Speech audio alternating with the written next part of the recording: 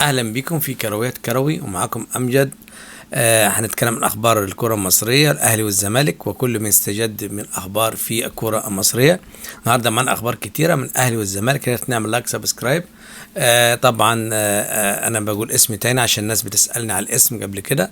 امجد، قناه كرويات كروي، دايما بكون معاكم وانا في قمه السعاده. طبعا هنتكلم عن الاخبار، عندنا اخبار كتيره خالص النهارده، اهلي وزمالك في مستجدات كتيره. طيب، إيجاريا صفقة تمت مع الزمالك، وإيكينولا باي باي. هنقول إزاي في الأخبار. فوائد غياب زيزو، واحد هيقول لك إزاي زيزو بيغيب، هنقول فوائد غياب أحمد زيزو. موقف نبيل من عواد وحسام عبد المجيد. طارق حامد ومصير عودته للزمالك. إصابات بالجملة تضرب نادي الزمالك. مطالب الجمهور من كابتن حسين لبيب، 5 أو 6 مطالب، هل يحققها كابتن حسين لبيب؟ مطالب هامة وجوهرية. القندوسي يربك حسابات الأهلي. ياسر إبراهيم، إصابات ياسر إبراهيم وكهرباء، موقف كهرباء، إصابة ياسر إبراهيم وأشرف داري. كلمة السر في فوز الأهلي على سيراميكا، ضربات مارسيل كولر. طيب، صفقة إيجاريا، كان احنا عارفين ان المدير الفني للزمالك جوزيه جوميز كان طلب إيجاريا، وهو لعيب امكانياته هايلة، وكان في يعني لغط او كده، يعني في جدال على اساس ان المجلس يخشى ان اللاعب يكونش جاهز ويبقى في مشكلة واللاعب يبقى فسخ التعاقد صعب. لكن الزمالك توصل اتفاق نهائي على انضمام لمدة 2 والمقابل المالي مش كبير، والزمالك يملك كل الحصانات والتأمين بحيث انه ممكن يرحل اللاعب بدون اي مشاكل مع نادي الزمالك او اي مقابل مادي او شروط جزائية. طيب، ده مرتبط بمين؟ بسامسون اكينولا. اكينولا خلاص بيقترب الرحيل، لانه في عرض هندي اخيرا جاء من نادي اسمه ديمبو الهندي. الزمالك هيحاول يبدو مرونة شديدة لانتقال اللاعب سامسون أكينولا ورحيله عن نادي الزمالك لإخلاء مكان لأحد الصفقات الأجنبية. طبعا إيجاريا لاعب حر، أقدر أضيفه بكرة بعده في أي وقت، الفيفا بدي حق للاعب. في نفس الوقت كده هيبقى في مكان خالي ممكن يتم إضافة أوفي إيجاريا، لاعب مميز، إمكانيات عالية، لو عاد لمستواه هيكون من اللعيبة السوبر في الدوري المصري. هنشوف اللي هيحصل. وجوميز الناس بتثق فيه، الجمهور، وقدم اوراق اعتماده في السوبر الافريقي والمصري، وقدم اداء قوي جدا في ظروف صعبه، واثبت انه مدرب قدير هيقدر طبعا يعمل حاجه مع اوفي ايجاريا. خبر الثاني، فوائد غياب زيزو. انت هقول لك ايه يعني؟ إيه واحد يقول لك ايه ده مجنون بيقول فوائد غياب زيزو كده؟ لا، انا هقول لحضراتكم، زيزو محتاج راحة. زيزو لعب في المنتخب ده والمنتخب المصري والمنتخب الأولمبي، وبيتواصل وبيشارك على طول، ودائما نسبة 90% بيلعب الماتش كامل، مفيش راحة. تلاحم موسمين، حصل له إصابة تمزق في العضلة الخلفية، ده نتيجة الإرهاق. طبعا العضلات لها فترة معينة بتحس إن هي خلاص يعني بتحس بإجهاد، بيحصل إصابة. طبعا ده هو طبعا لحم ودم، مش آلة يعني. الميزة الأولى، يقدر يجدد عقده للزمالك، بيحاول يلاقي فرصة إن زيزو يكون فاضي ويركز في تجديد التعاقد وجلسات وكده بعيد عن المباريات ولا يشغل تركيزه، ده الميزة. الميزة التانية إراحة زيزو. زيزو مستواه متذبذب، زيزو من أفضل اللعيبة في مصر واللاعب رقم 1 حتى هذه اللحظة، من أفضل اللعيبة في مصر، لكن مستواه متذبذب مع الإرهاق كده، إنها رجعه لمستواه. الميزة الثالثة الأخيرة، هتخدم جوميز، تخدم نادي الزمالك، هيبتدي يجرب بدايل ليه، يبتدي يشوف لعيبه بديله ليه، بحيث ممكن في حاله لا قدر اصابه زيزو او انذارات يبقى في لعيب بديل، يبقى كده في خيارات اخرى لنادي الزمالك. ده فوائد غياب زيزو، نتمنى له الرجوع بالسلامه ان شاء الله. طيب، بالنسبه لزيزو، موقف نبيل من عواد وحسام عبد المجيد في لقاء السوبر المصري الاخير. كان الجو حر زي ما احنا عارفين، كان في الامارات، وكان الماتش يعني كان الجو حر وفي رطوبه عاليه، وبدأ عواد يرمي زجاجات المية اللي هي الباردة أو اللي هي الساقعة يعني للجمهور من خلفه، وده شعور نبيل من عواد وحسام عبد المجيد، انه يرمي ازاز اللي هي مش محتاجها، هو شرب والباقي مكان ما يقعد عنده، لا اداه للجمهور، ودي لفتة طيبة. وعواد أخلاق عالية من زمان، حسام عبد المجيد وخاصة عواد ليفتعل المشاكل ويكون غايب ويرجع ويؤدي بأداء قوي، ومن أفضل الحراس. وحتى في اللقاءين السوبر اللي لعبهم بضربات الجزاء صد كتير، وفي المباريات في كل مباراة صدت أكتر من 4 انفرادات، وبيثبت أنه حارس قوي. وشابوه لعواد على أخلاقه النبيلة. طبعا هو حسام عبد المجيد، وحسام عبد المجيد ما شاء الله بيعيش أحلى مستوياته، بس للأسف حسام حسن بياخدهم المنتخب بيقعدوا على الدكة ما بيلعبوش، يعني لعيبة كتير بياخدها حسام ما بتلعبش، يعني ما انا مش عارف ليه بياخدهم، اما خليهم في الزمالك، يعني ليه انا اخد اللاعب والتدريب ممكن يتصاب وما بيلعبش في الاخر يعني.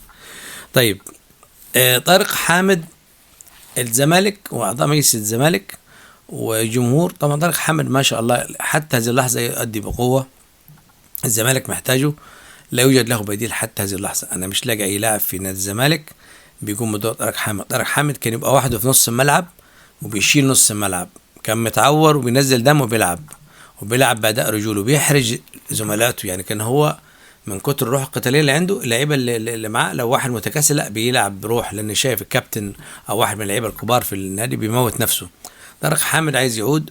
جوميز مش رافضه كلاعب ولا اداء ولا قدرات ولا امكانيات، لا هو بيقول انا عندي شحاته وعندي كذا وعندي كذا لا انت معلش، يعني شحاته مش مكانه، وشحاته مش بيلتحم، شحاته بيميل الناحيه الهجوميه بيسرح بره منطقه الوسط، لكن هو جوكر ولعيب مميز، يعني ده ما يقللش منه.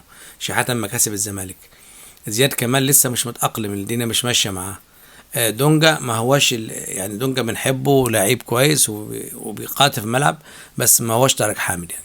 ودونجا متذبذب وفي ليه ماتشات كتيره بيسرح بيفقد الكره بسهوله. طارق حامد محتاج الزمالك، فهل تشوف مجلس هيقنع جوميز بعوده طارق حامد في يناير ولا لا؟ يعني المجلس انا اعتقد انه ممكن يحصل الكلام ده بالنسبه لطارق حامد. اصابات بجمله تضرب الزمالك، اللعيب اللي هو لسه بيقول يا مسهل وقدم ورقة اعتماده، أثبت نفسه لما لعب في ماتش السوبر الأخير. محمد حمدي ما شاء الله لعيب صفقة مميزة للزمالك، غضروف ركبة بس هيرجع، انضم للجمهور، يرجع يوم 23 نوفمبر.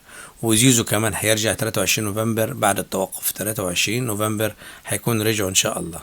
زيزو عنده الخلفية ونفس الكلام هيرجع 23 نوفمبر.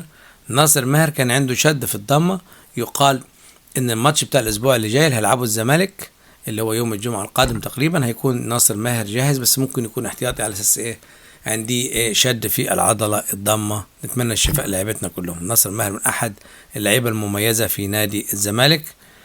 الحاجة التانية عايزين نقول في 2 لعيبة بمناسبة ناصر ماهر، 2 لعيبة محور اداء الزمالك وسر تألق جوميز وسر تألق الزمالك امام الاهلي في السوبر الافريقي والمحلي وامام بيراميدز. مين الاثنين لعيبة؟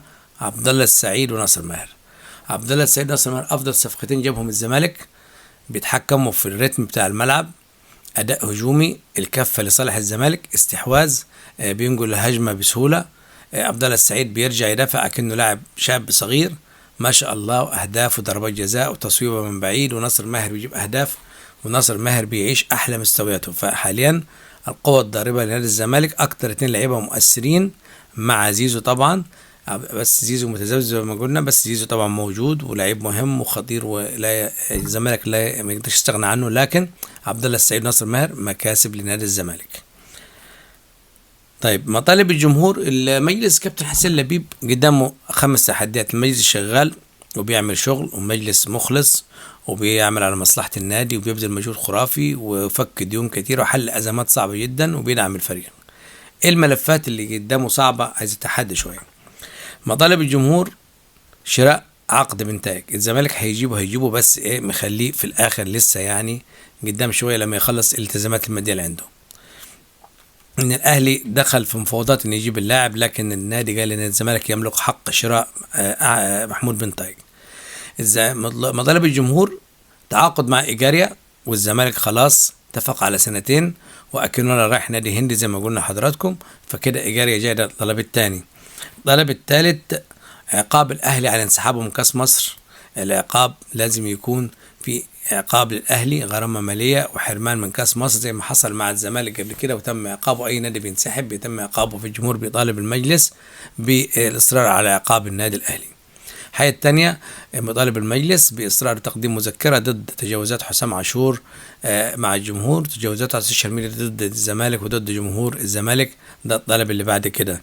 الطلب اللي بعديه على طول في طلبين: متابعة الحكام، إصدار بيانات اعتراض على التحكيم. أنت عشان فزت ما تتكلمش عن الظلم، لا، أنت الزمالك تم ظلمه أمام في الماتش الأولاني اللي لعبه الزمالك أمام بنك الأهلي، في قرارات عليه وضده، لكن القرارات اللي ضده الظلم فيها 2 أو 3 قرارات، وفي قرار كان لصالحه كان مش مظبوط. فكده في الإجمالي أنت اتعرضت لظلم تحكيمي. فالزمالك لازم بنشوف الأهلي قبل ما يبدأ الماتش بيعمل بيان، بيعمل توتر الحكم ويعمل ضغوط على الحكم، وده بيأثر على أداء الحكم. طبعا ده الأهلي اللي بيعمل الضغوط دي، الزمالك مش بيعمل كده. فالجمهور بيطالب إن الزمالك يبقى عينه على التحكيم، وأي خطأ يصعد يصدر بيانات ويعترض، بحيث إن الحكام تعمل 1000 حساب قبل ما تظلم أي نادي. تمام. الطلب الأخير تجديد زيزو، لأن الزمالك لفترة بيقول هنجدد. الملف مسؤول عنه شخصين: كابتن حسين لبيب والأستاذ ممدوح عباس. الكابتن والأستاذ ممدوح عباس زي ما قلنا هم ده من مطالب الزمالك، تجديد زيزو كأحد عناصر منظومة فريق الكورة.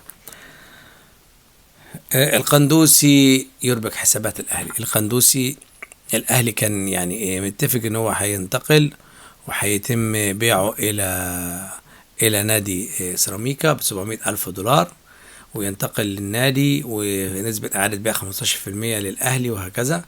لكن اللي حصل إن القندوسي رفض البيع وقال أنا مستمر في سيراميكا وسأقرر مصيري في نهاية الموسم، وهو يهدف إلى الاحتراف الخليجي في أحد دول الخليج. قندوسي خسر النادي الأهلي، لاعب مميز وكل ماتش بيلعب قدام الأهلي بيجيب هدف، وأحيانا بيجيب هدف في الزمالك كمان، ولاعب مكسب لأي نادي مع أحمد القندوسي. بعد كده أشرف داري بيصير غضب كولر كل شوية بيسأل أشرف داري مصاب آخر حياة بيلعب. حصل تدخل من لاعب غير مقصود طبعا في الفريق في التدريبات، تمت إصابة في نفس المكان في الكاحل، تجددت إصابة أشرف داري. لكن غضب كولر إن بيقول إن الدكتور قال إن هو جاهز، كل مرة بيقول إنه جاهز، اللاعب بيقول لا ده في ألمات، ينزل التدريب يقول أنا رجلي وجعاني، في ألم في الكاحل، ألم في القدم، ما بيلعبش. فطبعا أشرف داري يغيب لمدة شهر، فطبعا ده أثر غضب كولر، وإن كان عنده بعض البدائل لكن هو عايز يجهز صفقة جايبها، ورجل محترف بيلعب في منتخب المغرب، هيكون أكيد صفقة مميزة طبعا للنادي الأهلي. ياسر إبراهيم هيغيب الماتش الثاني اللي هيلعبه الأهلي الأسبوع الجاي على التوالي. ياسر إبراهيم سيغيب لأنه عنده ألم في أو شد في عضلات البطن بيعاني منها ياسر إبراهيم. كهربا ليس مصاب، الأخبار بتقول إن كهربا مصاب، لا، كهربا كولر لا زال مستاء من تصرفات كهربا ومن اعتراض كهربا. كولر طبيعته لما بيغضب على لاعب ممكن بيديله ماتش او 2 أو 3 وبعد كده بيرجعه. عندنا شايفين كهربا ده تاني ماتش تقريبا ما يلعبش فيه. فطبعا كهربا مستبعد نظرا لوجهة نظر كولر اللي هو واخد موقف ضد كهربا. وسام ابو علي كلمة السر وفوز الاهلي على سيراميكا بعد تألق وسام ابو علي، لكن العامل الاكبر في فوز الاهلي على سيراميكا هو مدرب سيراميكا الذي لعب مفتوح وفتح الملعب امام النادي الاهلي، واتت فرص للسيراميكا وما عندوش حد يخلص، فالاهلي عندي لعيبه بتخلص وليجوا مساحات وليجوا الدفاع كله متقدم، وكانت فرص احراز الاهداف كانت كتيره جدا. طبعا ده خطا جسيم من كابتن ايمن الرمادي ساعد الاهلي على الفوز، وتالق وسام ابو علي من الناحيه الثانيه. طلبات في كمان ترشيح من كابتن محمد رمضان لعماد متعب واحمد فتحي، احدهم يتولى تعاقدات ويكون مساعد لمحمد رمضان في إدارة الكورة، مرشح واحد منهم. آخر خبر عندنا كولر يطالب في يناير بمهاجم أجنبي وجناح أجنبي على أعلى جودة ويرفض المحليين. دي كانت كل أخبارنا، كان معاكم أمجد كرويت كارون. تنساش نعمل لايك سبسكرايب، تحياتي للجميع. لايك سبسكرايب دايما الفيديو. معاكم أمجد وأسعد بكم دايما، وإلى اللقاء في فيديو قريب. تحياتي للجميع ودمتم في خير الله. إلى اللقاء، باي باي.